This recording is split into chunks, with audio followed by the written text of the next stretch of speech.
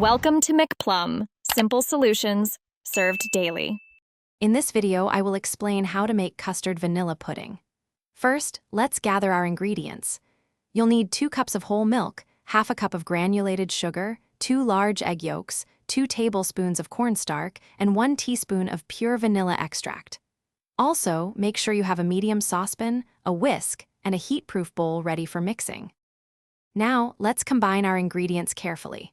In a bowl, whisk the 2 egg yolks with half of the sugar until they are light and creamy. Separately, mix the 2 tablespoons of cornstarch with 1/4 cup of cold milk until smooth. Gently warm the remaining milk and sugar in a saucepan over medium heat until just simmering, but not boiling. This is where the magic happens. Slowly pour about 1/3 of the warm milk into the egg mixture, whisking continuously to temper the eggs. Then, pour this tempered mixture back into the saucepan with the rest of the warm milk. Cook over medium heat, stirring constantly with your whisk, for about 5 to 7 minutes until the pudding thickens beautifully and coats the back of a spoon. Almost there. Once thickened, remove the pudding from the heat and stir in 1 teaspoon of pure vanilla extract.